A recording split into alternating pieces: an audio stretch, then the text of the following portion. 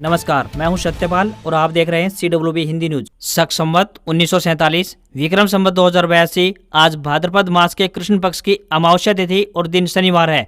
तदनुसार अंग्रेजी तारीख 23 अगस्त सन 2025।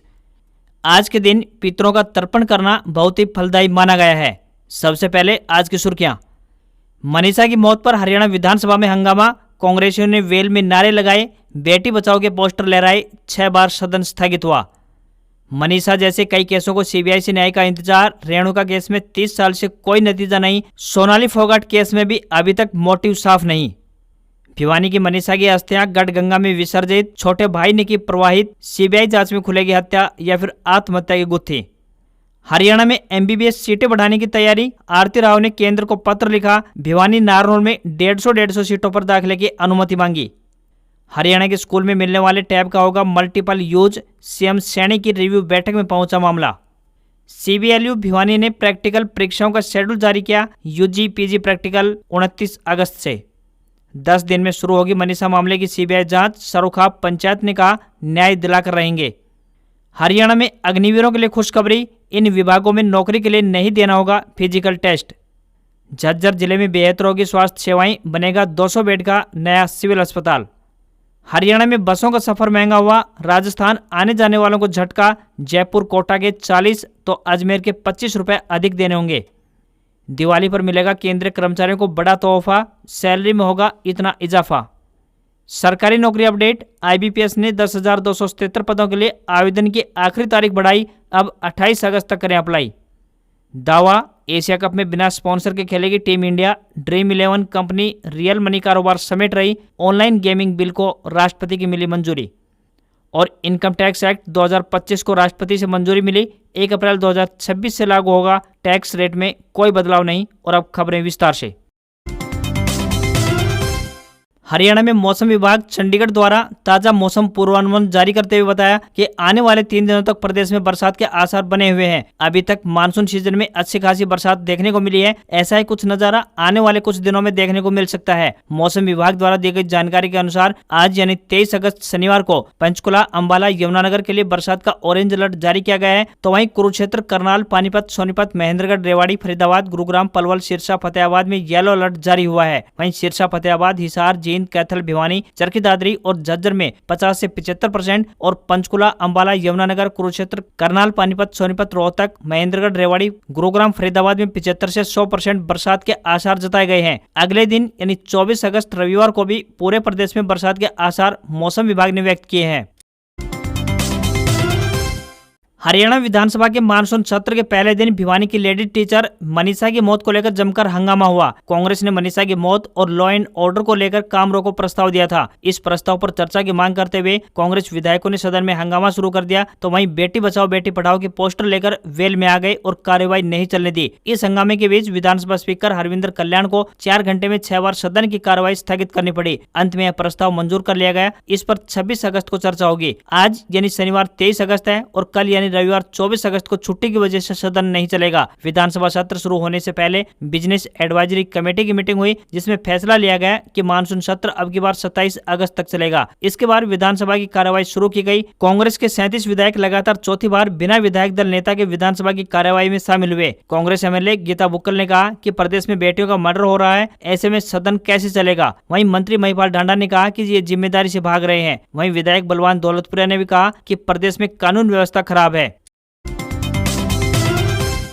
हरियाणा के भिवानी में लेडी टीचर 19 वर्षीय मनीषा की मौत का सच सामने लाने की जिम्मेदारी अब सेंट्रल ब्यूरो ऑफ इन्वेस्टिगेशन यानी CBI की है। अभी केस से जुड़े हुए तथ्य CBI को हैंडओवर किए जाने हैं। मनीषा के परिजन और प्रदेश भर में इस बेटे को न्याय दिलाने के लिए संघर्ष कर रहे लोग इस उम्मीद में हैं कि जल्द से जल्द केस का सच सामने आएगा। हरियाणा का यह पहला मामला नहीं है जो CBI के हवाले होगा। इससे पहले भी आपको यहाँ पर बताते चले कि यमुनानगर की रेणुका शर्मा, भाजपा नेता सोनाली फोगाट की मर्डर मिस्ट्री जैसे कई केस CBI के पास है, लेकिन अब तक सोल्व कंट्रोल नहीं हो पाए हैं। हरियाणा से संबंधित जमीन घोटाले से जुड़े हुए केस की जांच भी सीबीआई कर रही है। ज्यादातर मामलों में सीबीआई को केस सौंपने तक तो मामला सुर्खियों में रहा है, लेकिन उसके बाद किस नतीजे पर पहुंचा या किसे न्याय मिला, इस पर चर्चा नहीं होती। 11 अगस्त को भिवानी की 19 वर्षीय लेडी टीचर मनीषा गायब हुई। 13 को उनका शव खेत में मिला। अब यह केस मर्डर या फिर सुसाइड की थ्योरी में उलझा हुआ है। पुलिस इसे सुसाइड मान रही है, जबकि परिजनों का भरोसा है कि बेटी कभी जान नहीं दे सकती। पिछले 10 दिनों से मामला सुर्खियों में बना हुआ है। 15 अगस्त से प्रदेश भर में जस्टिस फॉर मनीषा कैंपेन चल रहा है। लोग कैंडल मार्च निकाल रहे हैं। सोशल मीडिया पर पोस्टों की बाढ़ है। परिजनों की मांग पर 20 अगस्त को सीएम नायब सिंह सैनी ने केस की जांच सीबीआई को सौंपने की घोषणा की है। तो वहीं भिवानी अस्पताल और रोहतक पीजीआई के बाद 20 अगस्त को दिल्ली एम्स में तीसरी बार मनीषा के शव का पोस्टमार्टम कराया गया। कहा जा रहा है कि एम्स से रिपोर्ट मिलने के बाद सीबीआई की भूमिका शुरू होगी और सब यही उम्मीद कर रहे हैं कि कम से कम मनीषा को तो न्याय अवश्य मिले।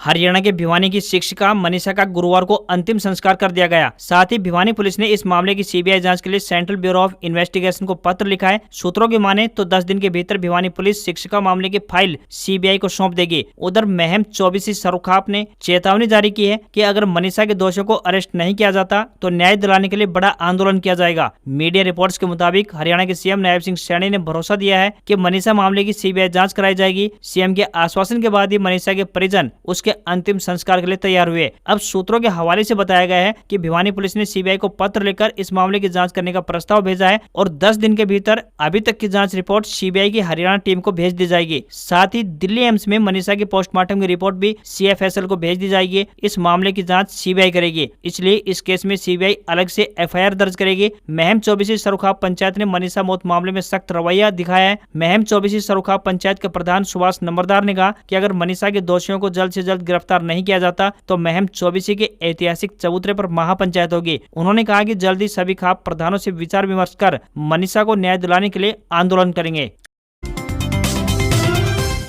हरियाणा की स्वास्थ्य मंत्री आरती सिंह राव ने केंद्रीय स्वास्थ्य मंत्री जेपी नड्डा और मुख्यमंत्री नायब सिंह सैनी को पत्र लिखकर भिवानी के पंडित नेकीराम शर्मा राजकीय मेडिकल कॉलेज और नारनौल के राजकीय मेडिकल कॉलेज कोरियावास में एमबीबीएस दाखिले शुरू करने की अनुमति देने की मांग की है। मंत्री ने कहा कि राज्य सरकार का लक्ष्य है कि हर जिले में एक मेडिकल कॉलेज हो ताकि डॉक्टरों की कमी पूरी हो सके और लोगों को सस्ती व आसान स्वास्थ्य सेवाएं मिल सके। उन्होंने बताया कि राज्य में 6 नए सरकारी मेडिकल कॉलेज बनाए जा रहे हैं, जिनमें से भिवानी और नारनौल के कॉलेज का निर्माण कार्य पूरा हो चुका है। भिवानी कॉलेज को केंद्र सरकार की योजना के पहले चरण के तहत बनाया गया है, जबकि नारनौल कॉलेज को राज्य सरकार ने अपने खर्च से तैयार किया है। आरती राव ने कहा कि हरियाणा सरकार ने भिवानी और नारनौल के मेडिकल कॉलेजों में प्रत्येक कॉलेज में 150 एमबीबीएस छात्रों को दाखिला देने के लिए जनवरी 2025 में राष्ट्रीय चिकित्सा आयोग यानी एनएमसी को आवेदन पत्र भेजा था। अभी तक अनुमति का इंतजार है। स्वास्थ्य मंत्री आरती सिंह राव ने केंद्रीय स्वास्थ्य मंत्री और मुख्यमंत्री से व्यक्तिगत रूप से हस्तक्षेप करने का आग्रह किया है ताकि एनएमसी तुरंत अनुमति पत्र यानी एलओपी जारी करे और चालू सत्र 2025-26 में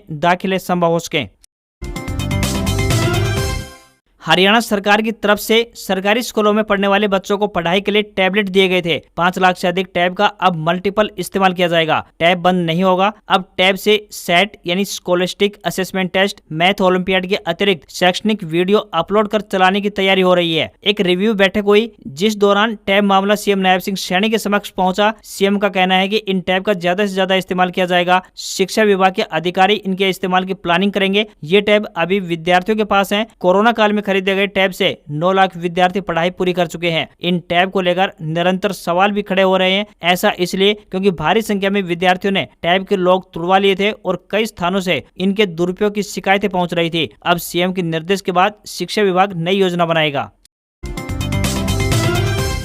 सूबे की नायब सैनी सरकार ने राज्य के निवासी पूर्व अग्निवीर सैनिकों के हित में एक और ऐतिहासिक निर्णय लिया है। सरकार द्वारा इन सैनिकों को सीधी भर्ती में क्षतिज आरक्षण का लाभ दिया जाएगा। इस संबंध में चीफ सेक्रेटरी अनुराग रस्तोगी ने पत्र जारी कर दिया है। विस्तृत विचार विमर्श के बाद बनाई गई इस नीति के तहत विभिन्न राज्य सेवाओं में पूर्व अग्निवीरों को आरक्षण का सीधा लाभ मिलेगा। नई नीति के अनुसार कौशल आधारित ग्रुप बी पदों पर 1% और ग्रुप सी पदों पर कुछ श्रेणियों को छोड़कर 5% आरक्षण का लाभ मिलेगा। गृह विभाग में पुलिस कांस्टेबल पदों के लिए 20% तथा पर्यावरण, वन एवं वन्य जीव विभाग में वन रक्षक, जेल विभाग में वार्डर और खान एवं भू विज्ञान विभाग में माइनिंग गार्ड पदों पर 10% आरक्षण निर्धारित किया गया है। सरकार ने यह भी फैसला लिया है कि पुलिस कांस्टेबल, वन रक्षक, जेल वार्डर और माइनिंग गार्ड की भर्ती में पूर्व अग्निवीरों को शारीरिक दक्षता परीक्षा यानी पीईटी से छूट दी जाएगी, क्योंकि उनकी शारीरिक क्षमता और सैन्य प्रशिक्षण पहले ही प्रमाणित है। वहीं ग्रुप सी भर्ती के लिए आयोजित होने वाली सामान्य पात्रता परीक्षा यानी सीईटी से भी पूर्व अग्निवीर पहले से मुक्त हैं। हालांकि हरियाणा स्टाफ सिलेक्शन कमीशन द्वारा विज्ञापित पदों के लिए उन्हें लिखित परीक्षा में शामिल होना अनिवार्य होगा।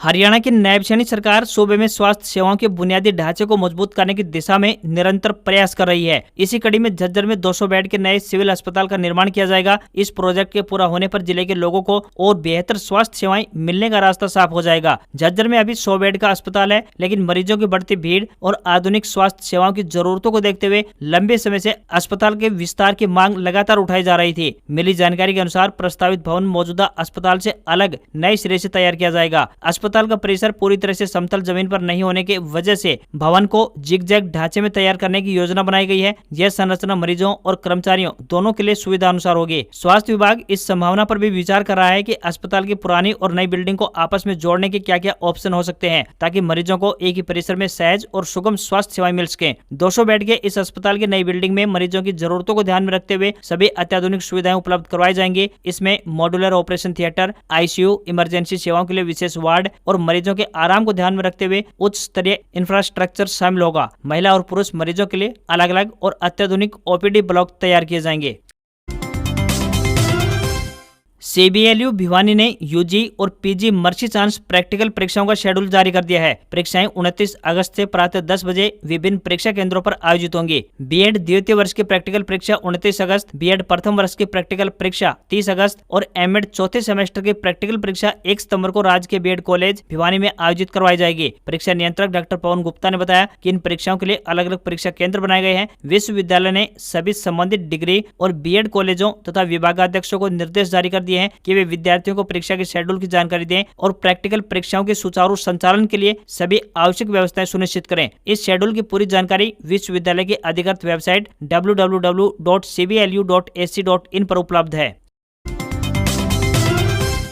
चरखी दादरी जिले में फसलों के रजिस्ट्रेशन के लिए मेरी फसल मेरा ब्यौरा पोर्टल 31 अगस्त तक खुला रहेगा। जिले के किसान इस दौरान अपने खेतों में बोई गई फसलों का विवरण दर्ज करवा सकते हैं। किसानों को सरकारी खरीद के तहत न्यूनतम समर्थन मूल्य पर अपनी फसल बेचने व कृषि क्षेत्र से जुड़ी दूसरी योजनाओं का लाभ लेने के लिए फसलों का रजिस्ट्रेशन करवाना अनिवार्य है। दादरी डीसी मुनीष शर्मा ने भी जिले के किसानों से समय रहते अपनी फसल का पंजीकरण करवाने की अपील की है। चरखी दादरी डीसी मुनीष शर्मा ने कहा कि सरकार द्वारा खरीदी जाने वाली फसल केवल उन्हीं किसानों से खरीदी जाएगी जिनका रजिस्ट्रेशन इस पोर्टल पर होगा। उन्होंने बताया कि किसान अपनी फसल का रजिस्ट्रेशन स्वयं पोर्टल पर जाकर या फिर अपने नजदीकी कॉमन सर्विस सेंटर यानी सीएससी के माध्यम से करवा सकते हैं। वहीं प्रधानमंत्री फसल बीमा योजना का लाभ लेने के लिए भी पोर्टल पर रजिस्ट्रेशन करवाना जरूरी है।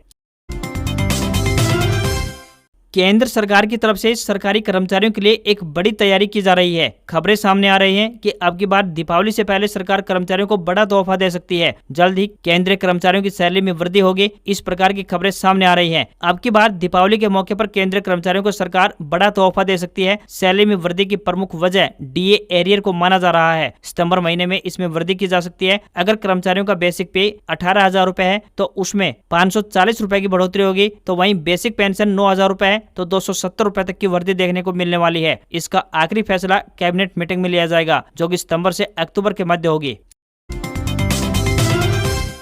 भारतीय वायुसेना अंबाला की तरफ से अग्निपथ योजना के तहत विभिन्न गैर लड़ाकू पदों पर भर्ती के लिए आवेदन आमंत्रित किए गए हैं। इन पदों के लिए केवल अविवाहित पुरुष ही आवेदन भेज सकते हैं। इन पदों के लिए उम्मीदवार का 10वीं पास होना जरूरी है। किसी भी वर्ग के उम्मीदवारों को कोई भी आवेदन शुल्क जमा नहीं करना होगा। न्यूनतम आयु 17.5 वर्ष और अधिकतम आयु 21 वर्ष तय की गई है। इस भर्ती के जरिए लश्कर, water career, cook, mess waiter, सफाई वाला, बार्बर, वॉचमैन, धोबी, मोची और टेलर आदि गैर लड़ाकू ट्रेड के पदों पर भर्तियां होंगी। आवेदन करने की अंतिम तिथि 1 सितंबर है। सैलरी की बात करें तो 30,000 रुपए पर मंथ मिलेगी। नई इनकम टैक्स एक्ट 2025 को राष्ट्रपति की मंजूरी मिल गई है। 21 अगस्त को केंद्र सरकार ने नए रूल्स नोटिफाई कर दिए हैं। 1 अप्रैल 2026 से यह 1961 के पुराने कानून की जगह लेगा। सरकार टैक्स कानूनों को आसान बनाने के लिए नया इनकम टैक्स बिल लेकर आई है। इससे टैक्स रेट में कोई बदलाव नहीं होगा। इससे पहले 13 फरवरी को वित्त मंत्री निर्मला सीतारमण ने 13 फरवरी 2025 को लोकसभा में इनकम टैक्स बिल पेश किया था। इसमें टैक्स पेयर्स की सुविधा के लिए इनकम टैक्स एक्ट के शब्दों की संख्या को लगभग 50% घटाकर करीब 5 लाख से 2.5 लाख कर दिया गया है। वहीं बिल के पन्नों की बात करें तो 823 पन्नों से घटकर 622 पन्ने रह गए हैं। हालांकि चैप्टर्स की संख्या 23 बरकरार है।